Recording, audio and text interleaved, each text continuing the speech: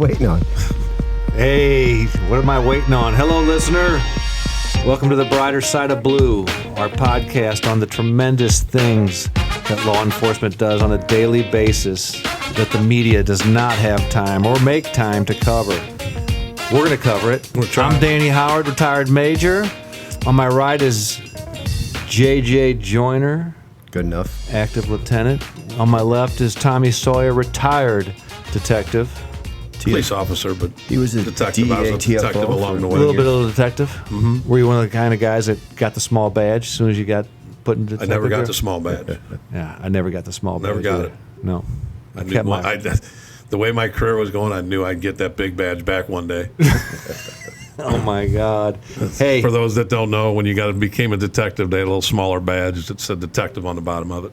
Yeah, and the prima donna. I decided to just But keep we're my not big like old New badge the York. whole That's time. like a promotion in New York. It's a permanent position in New York. Yeah, for us, it's just a lateral move, but it's more prestigious. Correct. Over there's JJ. You heard from JJ?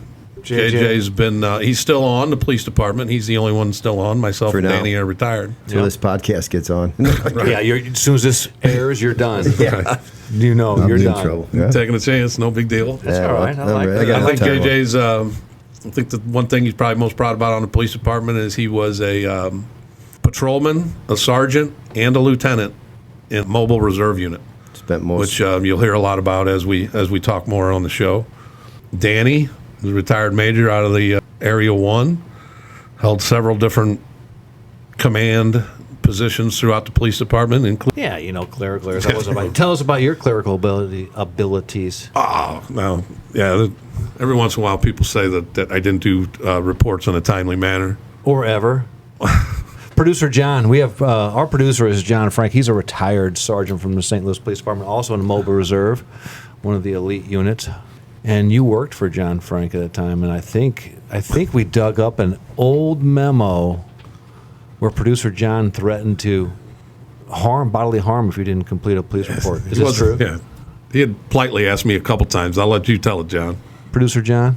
Yeah, out of 30 policemen that worked for me, everybody had all their reports turned in except for one person sitting at this table, and I was getting beat up pretty bad about it, so I sent him a memo one morning just saying, I hope this memo finds you in good health. Turn in the above caption report, or I'm going to rip your ears off. The thing was, when I read it, I didn't laugh. He was dead serious. It wasn't He was supposed to be dead serious. funny. It wasn't It was not supposed to be funny. Are we going to introduce the other part of our team? Yeah, and then behind there, helping John out with our production is Huggy. Huggy is also a policeman, but he just wants to stay behind the scenes and chill. One of the things I want to say is just how the podcast got started and what our objectives were, or how this came about. One of the things we've done for 20, 30 years is drink on Thursdays. And for those of the listeners that don't know, myself and JJ and Danny have been friends for quite a long time now. We've never worked together. John Frank has been a part of that whole group. Huggy's a little younger than us, but he heard all our stories. I guess it was about a year ago. We were sitting around on a Thursday, as we normally do, having our beers, telling our stories. And it was just the end. The recent school shooting had occurred at the Central Performing and Visual Arts, which is at Arsenal and Kings Highway. And it was, quite frankly, the most incredible police response to a school shooting. Huggy responded.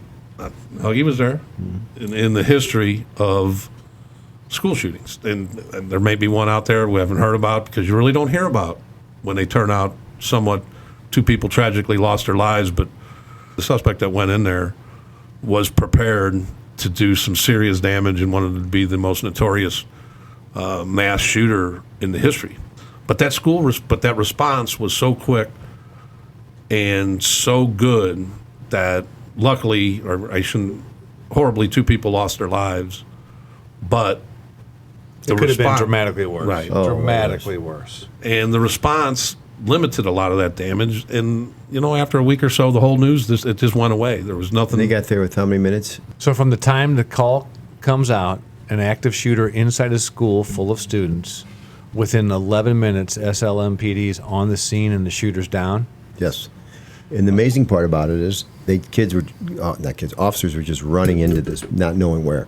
Absolutely. And I've talked to him, Huggy, and he said it was so intense because when he first saw us. Can you just How many times are you going to hit just that mic? take the mic and throw it You as stop far as you want to interrupting me? throw it? Just throw it. Anyway, he ran in there not knowing. He actually ran past some SWAT guys that were putting their vests on to get ready to go in there. And he said when they got in there were shots being fired, and they didn't know what those were. That were the bad guys or the good guys. Right. Shots fired. It was thankfully he was hearing the good guys' shots. So to your point, Right. we did an unbelievable job, and then 3 days later, it's outside the It's news out of the cycle. news. Well, the part that it was an incredible response was out of the news. Right. But we were just talking, and as we do, and the policemen, our police departments are notoriously horrible at marketing the great stuff that their officers do on a daily basis or on a basis. It's just tough to get that platform to build that out. And that's what we really want to do with the podcast is build a platform through our podcast and through our social media is to allow us to get as much information, funny stuff, serious stuff, give accolades to officers that are doing stuff, that are out there doing the right thing and doing good things. And that's what we really want to get out and we're going to sit around and we drink and we have fun and we tell stories. The podcast we're doing right now is we're going to give a bunch of clips of things we've done already, and we're going to set them up and then just kind of teasers for everybody, and then we'll do the last. We'll talk about the one main show we're going to have, our first main story. But let me say a little bit what intrigued me. Of course, the platform that Tommy's talking about, we want to build about all the things that policemen do phenomenally is important. But what intrigued me, what sold me on coming on board the podcast was the access we can bring to the table. Just about all the stories we're going to do have been done before, have been talked about before. And I wouldn't come on this podcast if I'm just going to repeat stories that have already been told. But we will have access. We will have access to people, facts, witnesses, victims that nobody else had access to. Some good inside information. And we will have the inside scoop. And the other thing is that when you said it's our Thursday night, hey, between all of us in this room, I think I calculated we have almost 250 years of law enforcement experience, over 325 years of life. Hey, we've seen a lot, done a lot. You carry a lot of the load. I do. JJ does. He's the oldest guy in the room. Thank you for pointing that out. No worries. But that's what intrigued me about coming on board. And so that's what we're going to bring to the table. You will hear things on this podcast that nobody else had access to. And as we were talking to our friends about this podcast and getting it together, the people that came in to talk to us, to be interviewed, and to stay, and they just told stories, and we had a good time having a couple beers, and we just told good stories, and we didn't know what we were doing. We're not journalists. We're bullshitters. When I say bullshitters, we just talk a lot and we talk about fun stuff. I think what impressed me the most is the guests that we got when we didn't even have a podcast. We had nothing to show them. We just had an idea. And the people that came in, and you're going to hear from this, and we did funny stories. We did serious stories. We've done quick stories. We've done long stories. And we're trying to find the niche that we really want to get into and bringing everybody these stories. And you're going to get a little glimpse today of exactly the kind of stories that we got from these people, which is like our first three guests. When you talk about public service, I mean, these guys are right up there with the best of them. It was just so much fun. I don't know about you guys, but I've had so much fun talking to all these people, and we've laughed very, very hard throughout those. I guess you would call. I think it's 8 interviews now that we've done, 8 roundtables or interviews, and it's been absolutely a ball. We've also had our bones chilled by some of the things we're hearing from victims of the Southside rapist. I mean, Harry Hager tells some stories that are serial murderers, serial and to killers. hear these people talk to us like they've never spoken to anybody before was chilling. So And we've also laughed incredibly. JJ and I have a bad habit of interrupting Dan, and you'll see that through that. And it He becomes likes funny. to go on and on. no, Talk about going on and on. Oh, geez, you are. Yeah, let's go. Let's get this. What's our first? Set up our first clip. So the first guest we're going to introduce is our that we're going to hear from, and you'll hear more from him He's been a tremendous supporter of the show. He's a tremendous friend of ours. And he is the chief of police of Brentwood. Retired major from the city. Did about 32 years on in the city, where he became a very good friend of ours. And Joe Speece, the Brentwood chief of police, it was just neat when we told him about our idea, and he, without hesitation, said, "I'd love to come on." And he came on, and this is what he had to say about the podcast. When we ran this idea about the brighter side of blue, you were one of our first sounding boards on it, and you were pretty excited about it. Can you tell us why? The primary reason is that law enforcement's got so many black eyes, particularly in the last few years. And day in and day out, all of us that have been in this job see the low-key things that officers do without any acclaim, without any praise. And these things go on every day. So really it was about how do we get the message out that there are a little over 1 million law enforcement officers in this country, and 99.9% of them are out here trying to do the right thing. Absolutely. And one of the things that people don't, I think a lot of them, and I'm not here to criticize the media, but they only have a half an hour or whatever they have to put on a story. Well, nobody wants to hear the day-to-day things that policemen do. And I think one of the things on this podcast, with your help and other police chiefs and JJ's help, we want to get the word out of the stuff, just the stuff that these guys are doing on a day-to-day basis. We don't need to know the criminal's name or where it's going to court or the intricate facts of the case. But what we really want to do is to give shout-out to officers each week, prior to our shows. And we got some good shows coming up. But we want to give those guys a shout-out and maybe have some of them on sometimes. This thing works out and we can get these officers on, and even if it's for 5 minutes, just let them tell a story. And, there's a lot of great police families out there. I think the other thing that's cool about doing something like this is it's not only that they need a rest or the life-saving things that they do, it's the funny things they see, because it can be a funny career. Oh, every day. You never know what you're right. You and never that know will be part of you're the gonna get podcast, the humor of it all. That needs. Yeah. Hey, no, we talked about it though, about this being a recruiting tool. So I think they hear our stories and how dedicated we were to the job and how much fun we had, and we're all. And you touched on earlier. We're all athletes growing up. We all played pretty high level sports, and we were part of teams. And that's why I got into it, because someone told me it's like being on a team, and to me that was what I was missing when I first got out of college. Yeah, and I want to highlight on the podcast police officers as humans as well. Exactly. With families and kids and problems and other things outside of police work. I just want to. Joe knows all about a police family. His father is the lone survivor of the old hoodlum squad.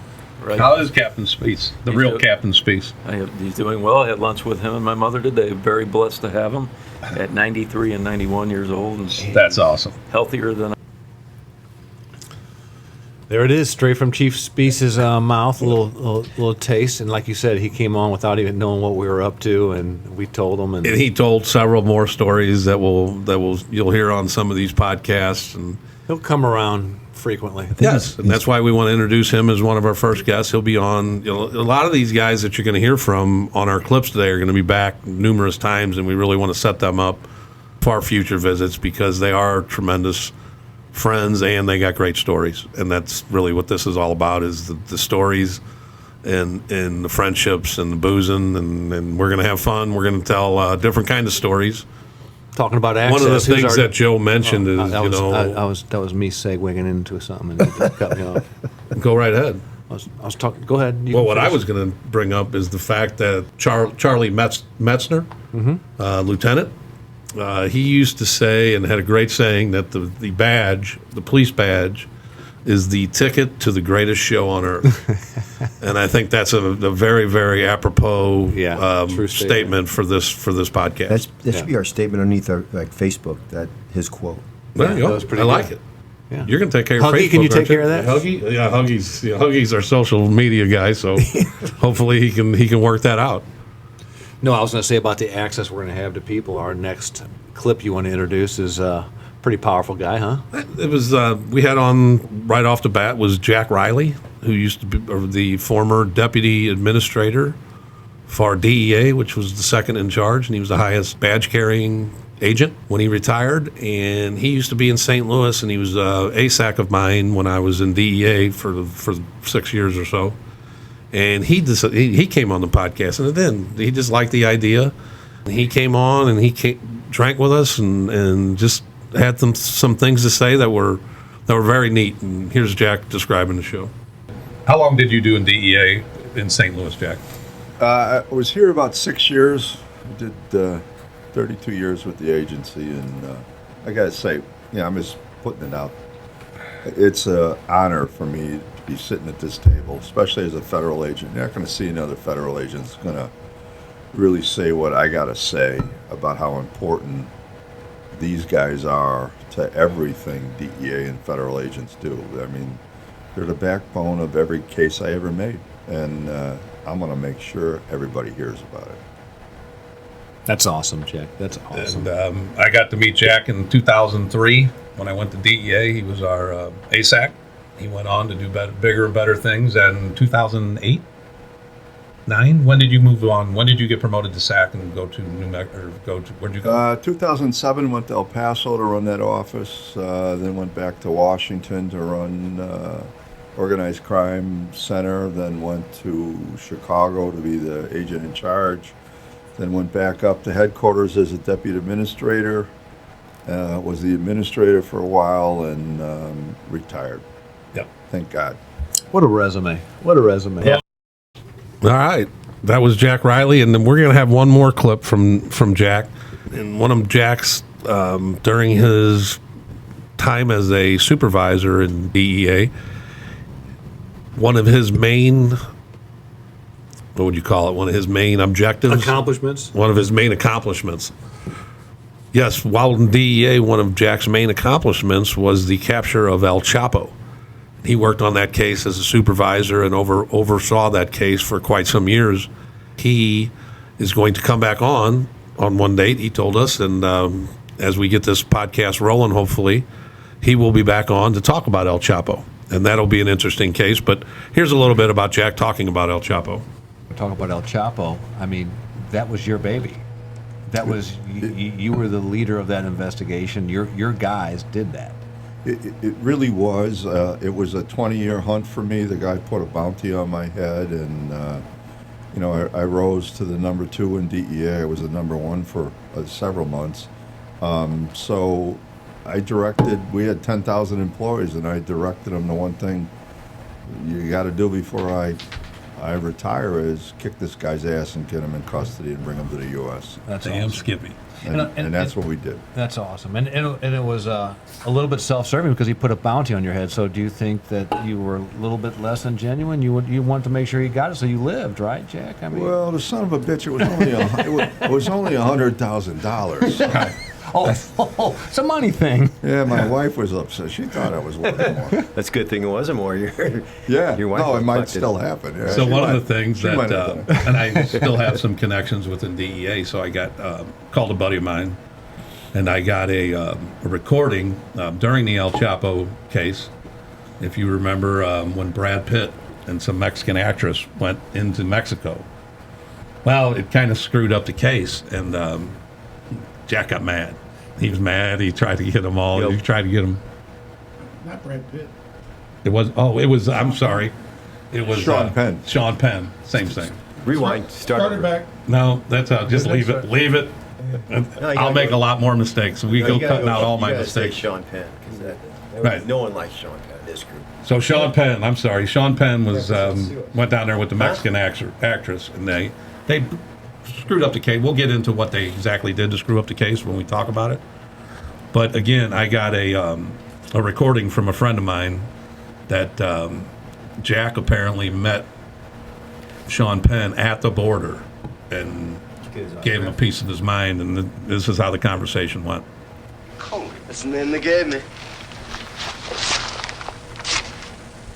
You're ripping my car. Yeah, Hey, bud, what's your problem?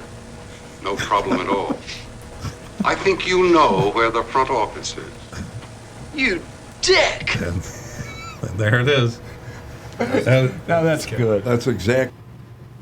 So yeah, I heard Brad Pitt's got a lawsuit against you. Good Yeah, definition. I'm sure that's coming soon, right? We're going to have to name check everything. that's the one thing. John If and you're- We Huggy. don't have any If- money, so Hopefully you'll be a regular listener, but I do screw up some names from time to time, and usually on a regular basis. Yeah. I starting to rub off apologize on in me. advance. So we have, we're proud to have Lieutenant JJ, while he's still employed on the show. for now. As Spent- of right now, I am as of right the now, commander you're of employed. Mobile Reserve, but Yep. that could change daily. And the Mobile Reserve Unit we've already talked about is an elite unit, and you've been there as a patrolman sergeant, and now the commander as a lieutenant. And Jack Riley spoke on Mobile Reserve and pumped it up a little bit. We can listen to that now. Don't my know career. the Mobile Reserve. Mobile Reserve, if there was a problem anywhere in the city of St. Louis, they would call Mobile Reserve. And if captains called, politicians called, if they needed something done, they would call Mobile Reserve. And Mobile Reserve was filled with some Character. just great policemen. I mean, great. You'll hear a lot of stories that involve. How many cases do you think? Do you think there was any ever case in DEA, a long-term case, that Mobile Reserve was not involved in some way? If there was a badass involved in the case, no. Mobile Reserve was kicking a door, doing something, risking their lives, along with our agents. But I can't say enough. And you know what? I've been all over the country. I've never seen a group like this. No. It was unbelievable. I was a young policeman in the 8th District up in North St. Louis, and there was several times where we were getting overwhelmed with whatever was going on in the 8th District. And what a feeling it was when the lieutenant commander would get on the air and say to the dispatcher, request Mobile Reserve. And then you would hear, I can't remember the call letters, I think it was 7,000 series. 7,100. Yep. 7,100. So that's pretty good by me, JJ. That's pretty good. 7,100 responding to District 8, and we'll take radio calls, this and that. And I was a young 21. It was before my 21 time. 21-year-old. Way before my It was not 21-year-old policeman, and it just warmed. I knew things were going to get taken care of, and and they were heroes, and they were some of our best policemen, the bravest, and the most trained. And that's what's great about having JJ on the show and as one of our hosts, is that we'll be able to hear a lot of those stories. Yeah. Well, I'll tell you that when I got there, it was already. Our job when we got there, it was to maintain. Right. Because they already had the reputation. And it started out as a 10-man unit. And when I got there in 96, actually Chief Henderson is the one that decided to take all the little squirrel squads out of the district and make them into the Mobile Reserve as a 50-man unit. And I I had 3 years and 3 months on in the 8th District, and someone said, I just knew the right person. I was doing a good job, I guess. And so they said, you want to come to Mobile? I didn't really know what Mobile was. I said, what are the hours? They said 6 to 2, 6 a.m. or 6 p.m. to 2 a.m. I was like, damn. I knew I didn't want to say no, so I said, yeah, I'll do it. And I loved them. Our producer, John Frank was in Mobile Reserve. Before me. Before you. He Yeah. was one of the guys we had to keep the reputation for. There you go. There's a little bit of Mobile, which is great. Again, JJ being on the show, current commander of Mobile, but I'm sure we're going to have a lot more people that have either been through Mobile or retired out of Mobile on the show, because the stories, it's a unit that lends itself to a lot of good stories because they were out there working so hard. Well, You know what you're also going to hear about Mobile? They stopped every bad guy in the city. Notorious. but they had probable cause, reasonable probable suspicion cause, to do yeah, it. But if you listen to JJ, he was involved in every major Absolutely. investigation. That's the other thing you're going to hear on this show. He's like the Forrest Gump of what's the He's one Forrest that's the Gump of 7 policing. degrees of Kevin Bacon? Yeah. All cases are 2 degrees from JJ. Yeah, every case. Every Yeah, case. every It doesn't case. matter. I He's can't going to help pull it. a It's just car kinda over. weird. He's going to know somebody. He works 26 hours a day I still do. and solves I every still crime. do. Let me just say something right now. Okay, go ahead. Right now, I'm the commander of Mobile Reserve, and I'm very proud to be that commander. It is stressful. I want to give a shout out to my guys too. I have 10 officers now, and everybody says policemen don't do anything anymore. I have 10 officers, 2 sergeants that work in the unit, and they are young, they're proactive, they do it by the book, and they go 90 miles an hour from the time we start to the time we get off, and they stress me out to no end because they don't like to do like Tom. They're a bunch of Tom Sawyers that don't like to do paperwork. They don't want to do all the administrative stuff they need to do, and it's Tedious. But when they go on the street, it's stressful. But they are doing a great job. They're still doing a lot of proactive cases, and a lot of federal cases, and that's my shout out to my guys. And I probably won't be the commander next week, but that's okay. I am right now. That's That's awesome. awesome. That's That's all great. that It's counts. great to hear. It's great to hear the policemen are out there still doing their best. Oh. And I know it's tough. It's tough conditions sometimes, but everybody that's out there that's giving it a shot, you got our complete backing, and we hope we can get your stories out there. A lot of people love the police. That's just the way life is. Most people love the Most police. of people love the police. Oh, we got a legend. The next one we're going to hear from is Harry Hager. He was a retired major. Purple Heart recipient. 3-time Purple Heart. Bronze Star. And Bronze Star in Vietnam. 23 letters of commendation from the police department. He wrote a book called The Salute to the Green and the Blue. And it's Yes. a big hardback book that I got. He signed it for me. It's a great read. But he talks some of these major cases he goes through that he's done that are so interesting. But it's just kind of cool hearing him talk about the streets and the different people that I've heard about growing up on the department that he was involved in and making great cases for him. And you can say the cases if you want. Well, I Let Harry do it. want to just talk 1 second about Harry retiring as a major. Obviously, I retired as a major. And Joe Speece also retired and Joe as a major. Speece retired as a major. And as soon as I retired, So as soon as I said that I retired as a retired major, as majors. JJ laughed a little bit. Because I know where you're going with but this. a little And you're chuckle. going to play. You're going to be a little like. Never mind. Go ahead. I know what you're doing. See how he does me? Constantly. So, hey, Major Hager retired as a major, obviously. I retired as a major. Joe Speece retired as a major. I think that there should be tiers of major because I couldn't pull Harry Hager's socks up. I'm a major. He was a major. I think he even said that when he was here. Did he say that? Now I'm mad. Thinking maybe he might have. I mean, because I was just. Danny was down and out when we had the major on. You were sick. Yeah, I was sicker than a And, dog. But I if mean, there do you was, understand how what many I'm saying? tiers? If we were to tier the major tiers, how many Major tiers? How many Major tiers Hager we would be talking major about? league. He'd be the Right. major league. He'd be Babe Ruth of Hall of majors. Fame. But Hall would of there- Fame major. Would you number them? Let's number them by one to. How many tiers you want? Same as a do baseball. baseball Yeah, analogy. it's a baseball. Major League, Triple A, Double A, Single A. All right. He's Major League Hall of Fame Babe Ruth.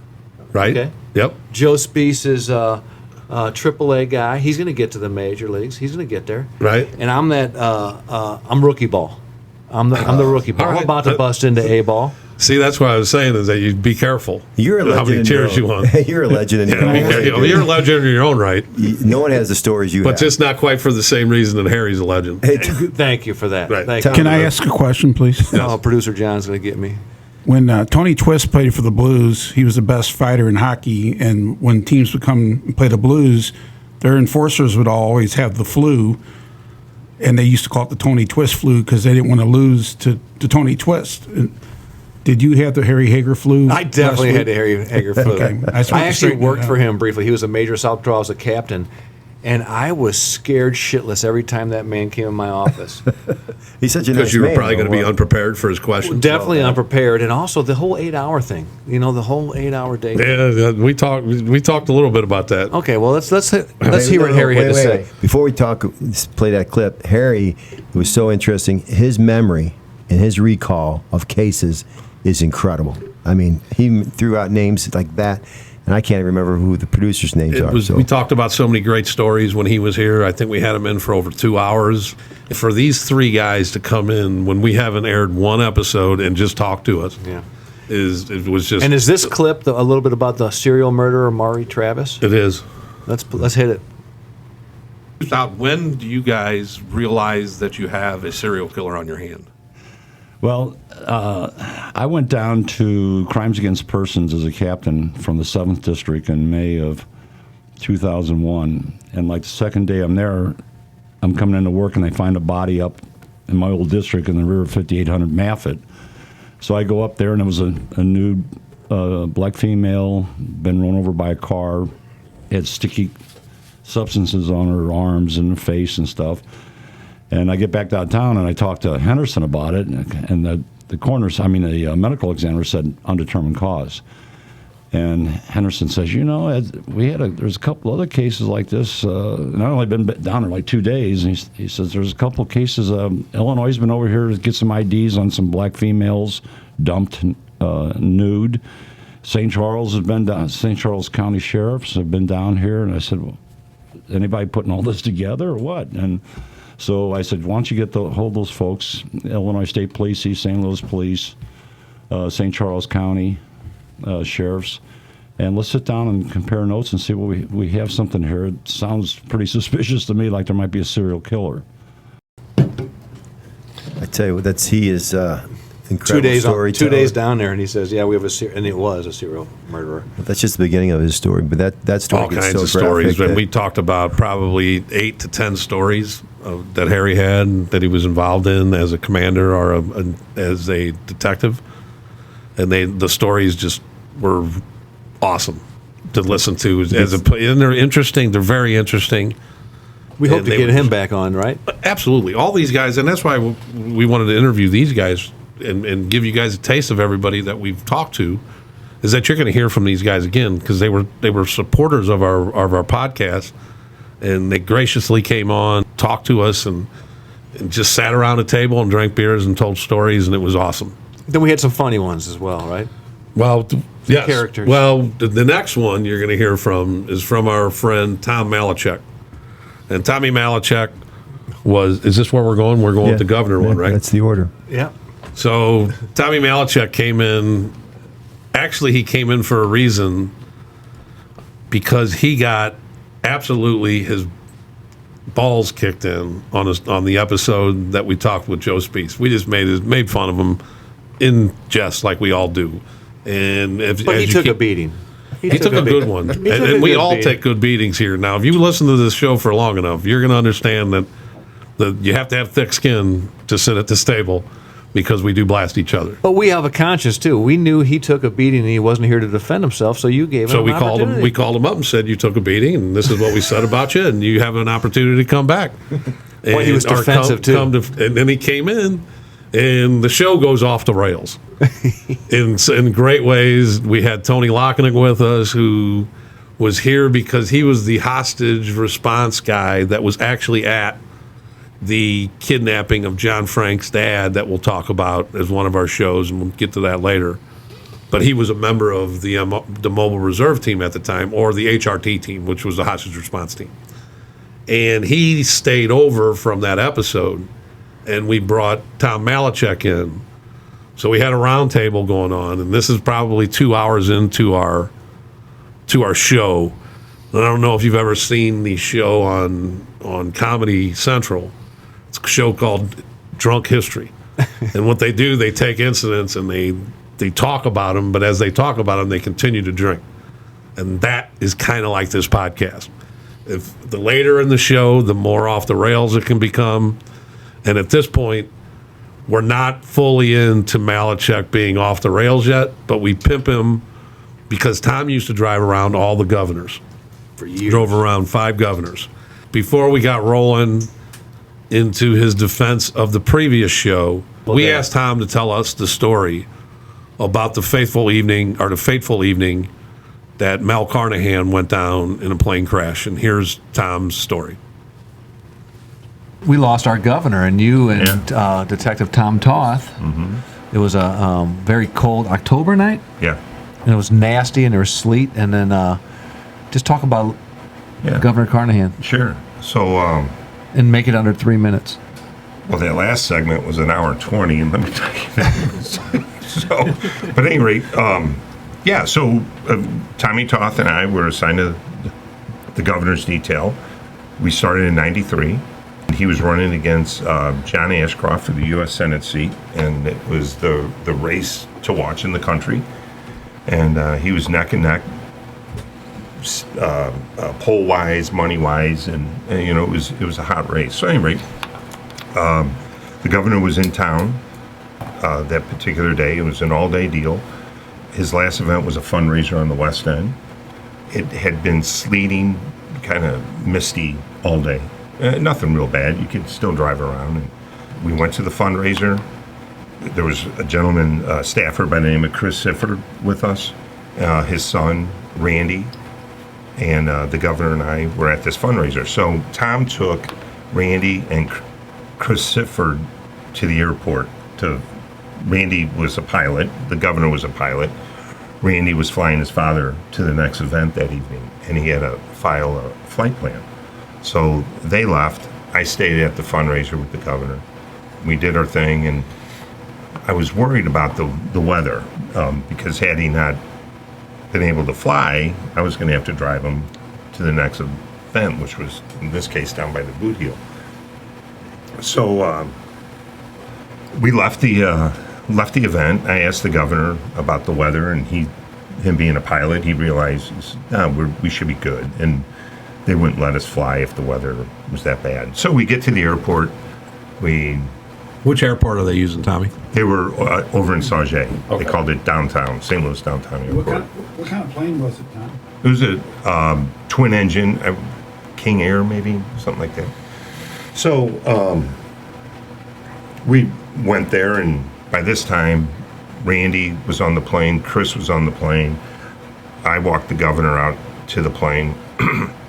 We've been going 10, 12 hours every day because of this U.S. Senate race. And he gets on the plane, and he said, "Hey, Tom," he said, you guys tired? And I go, "No, we were beat." But I said, "No, we're good." He said, "Good, I'll see you in the morning. We're going to do this again." I said, "Okay, Governor." Closed the plane door. Okay. Wow. Governor Carnahan. The Governor Carnahan story. Yeah. That was nice. The rest of the show that you will hear from that is off the chain. Just all ball busting. All arguments. I think at one time we have 6 mics, and I think at one time all 6 mics were being spoken into at once. Oh, yeah. So that was fun. But now we're going to get to a little lighter side of some of the stories we heard, and again, you're going to hear funny stories. You're going to hear serious stories. You're going to hear longer stories. You're going to hear short stories. And they're going to be from all different kinds of people. The reason we talk about mobile a lot is because there's a lot of stories involving mobile. The other division is like homicide. We're going to try to get some homicide guys on here to tell their stories because those are interesting stories about some of the cases they've worked. But one of our favorite guests so far was our buddy Woody. Woody. Now, are you going to describe Woody? You can go ahead and describe Woody. No, I'm. Well, just picture a red-headed meth head. Woody self-described himself as that he had a skullet. He has a skullet. A skullet. Yeah. He just has some long hair in the back, kind of bald. Red-headed, freckled I saw him meth outside head the with a headquarters. skullet. About 5'7", 140. He came on for a wild. His main reason to come on was for a wild police chase he was involved in, where they witnessed a murder on a parking lot. But before that, he tells a quick story that it'll give you the tone of how this interview with Woody was the entire time. This was his first story. Go ahead, Johnny. We were trying to locate a suspect, and your spotlight just blew up and disintegrated. Somebody shot it with a shotgun. Yes. Yeah. We never found who did that. No. You guys worked that case good. Yeah. Me and Mike Robertson, we had our Chinaman. It was a busy night. Yeah. We were eating our Chinaman while we were working. Yep. And we were literally it was Chinaman. Where were you? Yeah. True story. True. Got it from Harold's. Harold's at Hawbert and Dr. King. There was a Chinese place called Harold. Harold. Hey, nobody. It was unbelievable. No, nobody there was Harold. Yeah, but it was Harold's. It was Harold's. So. One thing about Woody though, every time I hear that, I still laugh. If you want to have a beer with somebody, have fun. Have a beer with Woody. Oh, absolutely. Great storyteller. Great storyteller. Tremendous bullshitter. He'll definitely be one that's going to be back on here on numerous occasions that you'll hear from because he's just funny. Guy. He's a high energy guy. He is just funny. Yeah. He's got a good life. And what other story did he tell? He told one about the air horns. Messing with people with the air horn. He told that's some funny stuff. And then he told one, and then the wild police chase he gets in after they witnessed that murder was something else. That wasn't so much funny, but there is some funny parts to it.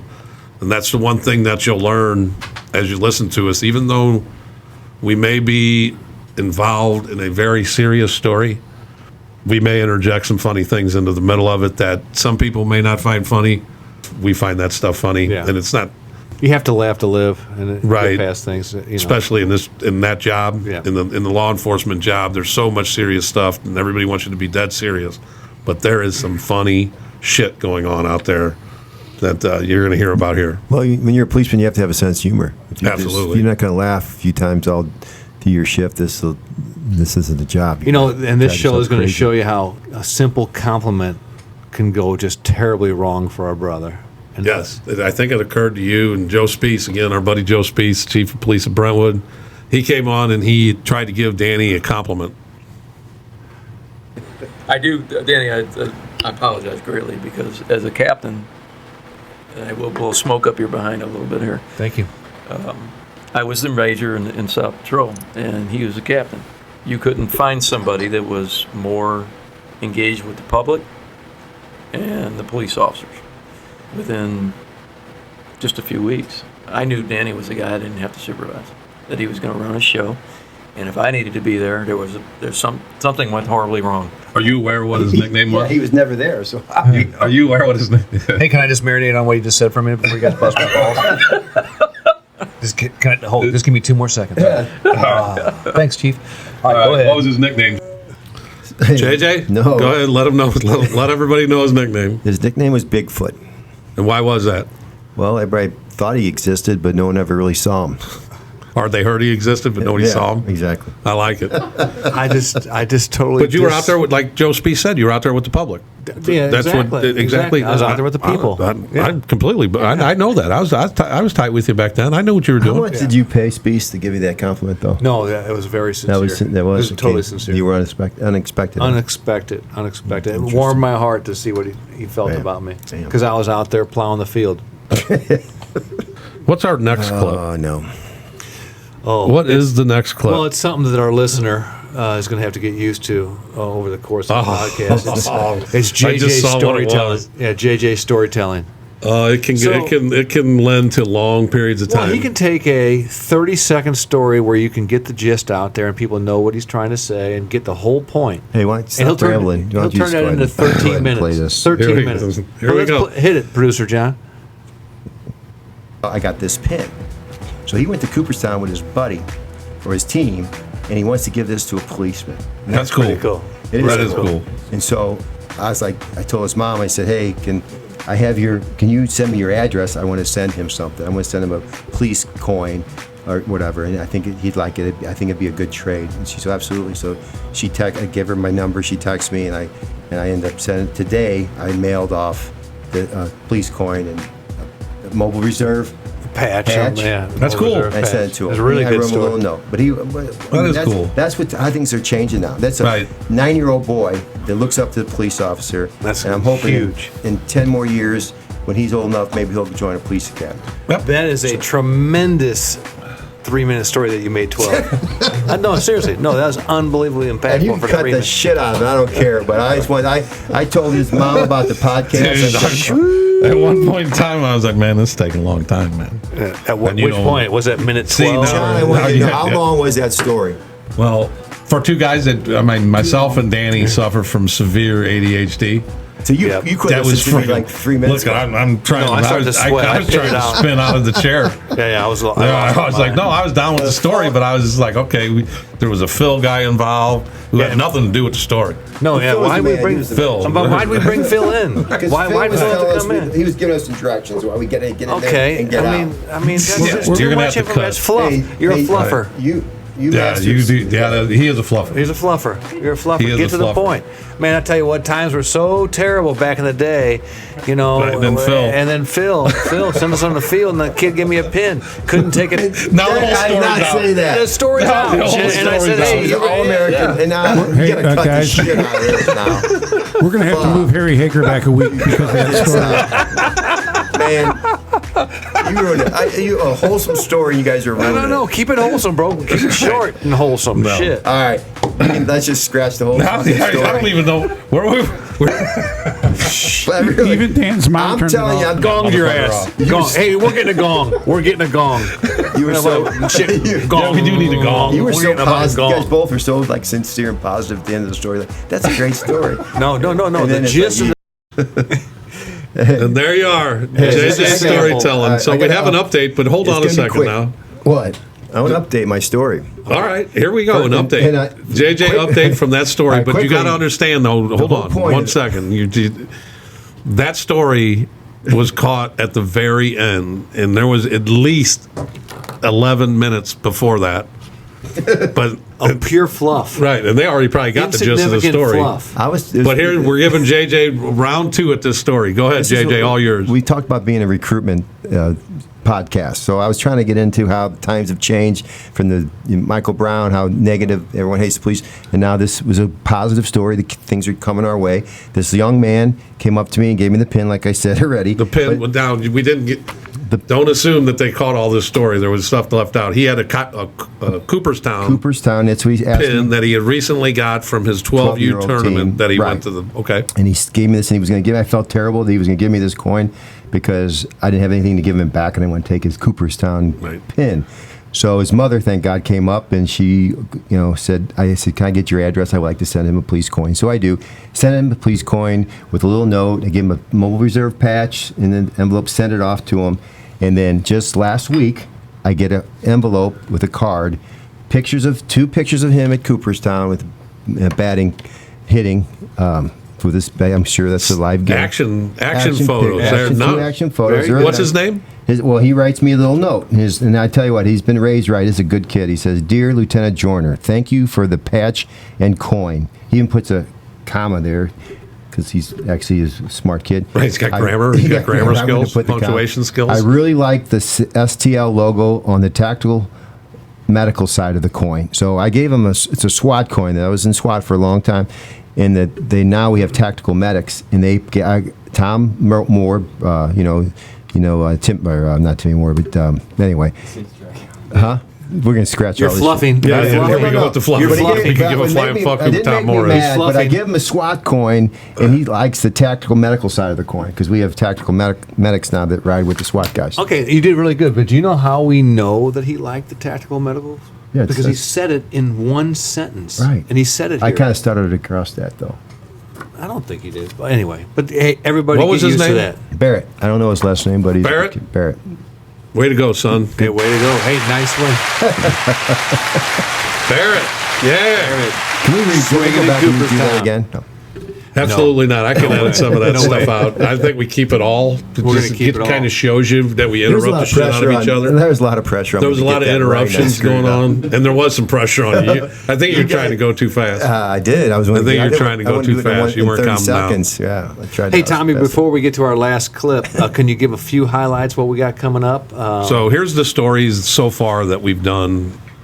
The longer stories will be the Southside Rapist, which will be next week. We'll talk about that in a little bit. Another story we did was the hostage taking of producer John's dad, who was a police commissioner at the time. And the movie The Negotiator was based on that story. And they did the Hollywood thing to it, but that story was based on that incident involving John Frank's dad. And we had John Frank's brother on. He went to work with his dad that day. Like you guys said earlier, we got some inside things that nobody's ever heard before within this case. And we heard Tony Lockenick again was the hostage response team member that was there that day. Anthony Donnelly, who was the person who took Commissioner Frank hostage, was a former SWAT member, or HRT is what they were called at the time, the hostage response team. He was a former member.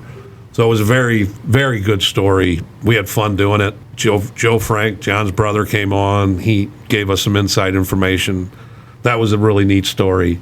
We had Leo Rice on, who we didn't even get to any of the clips today because we're going to try to keep this short. Yep. Legendary policeman, Woody, Harry Hager, Joe Spees, Jack Riley, and all these stories. We're going to put them together for you and let you guys get a glimpse of who you're going to keep hearing from, what kind of stories. Tommy Malachek's going to be back on several times. And we hope to open it up to good police stories from all across the country. Absolutely. This will be city heavy at the beginning because that's where we're from. But we really want to get other municipalities involved and get their officers on, do some roundtables, and get these clips out that are funny, that are interesting, that are heartwarming. We want to get those clips out. But right now, we're just going to start with one episode a week. But as we go, we really want to build that up. And I think it's a good time now to talk about how people can follow us. You can follow us on Twitter at TBSOB. So that's the initials for The Brighter Side of Blue. TBSOB_podcast. We're on Facebook at The Brighter Side of Blue. And you can contact us through our email, thebrightersideofblue@gmail.com. We do not have a web page at this point. And what we're doing here is we're balling on a budget. And if you can support us in any way, and the biggest way you can support us is follow us, subscribe, and all that good stuff. And we look forward to keep bringing you guys stories. But follow us on those social medias, and we'll keep you guys updated to when we release shows. I know we're going to do a show every single Monday for sure. We might be releasing some things in the middle of the week, some little short interviews from the people you've heard from today. We just want to build this podcast as a start to a platform where we can really get some good stuff out about policemen, some interesting stuff, and have a lot of fun. So basically, you can get this however people follow podcasts, they can. Yes, wherever you follow podcasts, you'll be able to get this podcast through, whether it's Apple or Google or whatever it is you follow, YouTube. So we're going to have fun. Yeah, YouTube is the brighter side of blue also. So we'll be putting our stuff out there, some videos and some promos, and we're really looking forward to it. I don't know, you guys looking forward to this? I can't wait. I hope we do the profession proud, and I'm looking forward to it. And before we, I'm just looking forward to telling more stories like Barrett. no, and we're gonna As long as you keep them calm, as long as you keep them short. You're on a time clock. Right, that's what we need is a time clock. Yeah, No, that's You get one of those buzzers. really we need a gong. And then right when you start a story, you hit it. No. Jimmy And then it Gong. can go I tried to down. rush the last one because I know you pricks are looking at me like, let's get this one in. Hey, 2 Barrett, We minutes. meant to look like Barrett's that. going to be like 30 years old by the time he gets done telling the story. I hope I hear back from Barrett again. Yeah, I do too. I do too. I hope Barrett becomes a listener. Yeah, me too. not sure his mom wants him to be a listener. Yeah, that's true. No, There not will be with some your kid. Not with your potty adult mouth. stories Yeah. on here. Hey, before we play our Last wrap one. this up and play I think it's producer John's at 9 seconds. What we're 14. This is what 14 we're most second proud clip. of so far, right? Well, hold on one second before you do that. I know I interrupted you again. And You did. Sorry. That's all right. But what we're going to have here is different. When we release these podcasts, some of them will be shorter than others, and some of them will have a theme to them, and some of them are just going to be us interviewing all kinds of people and setting clips up. But next week is going to be our first long story. It's going to be all about one subject. Yep. And that's where I was Go going. ahead. That's Yep. where I was going. Before I start, JJ, you want to throw in an interruption? No, I'm good, Dan. No, Go you ahead. should throw in something. Just throw JJ. in some Just throw in bullshit. something. Hurry up. I don't have nothing to say. Okay. All right. All right. Barrett's fine. Everything's good with Barrett's Barrett? good, yeah. Okay. Hey, you're right. We're starting off with the Southside Rapist. And when we talked about this podcast, some of the chilling things, the youngest victim of the Southside Rapist, Dennis Rabbit, who paralyzed the city and many municipalities and Henderson, Nevada, he was a monster rapist. How long was his reign of terror? Well, some of our experts are saying up to 25 years, but DNA maybe 15 years, but the experts are saying maybe up to 100 rapes, okay? But the youngest, and talk about total access, what we'll have, the youngest victim of the Southside Rapist was a police sergeant's daughter, and she came on our show, and she sent chills down our spine. And we're going to end the show with this clip, and we'll see you next week. For the full clip. With It was terrifying me that he wanted to rape me, and I'd almost rather him kill me at that point. I'm thinking like, okay, how am I going to handle this? So I realized I could take him.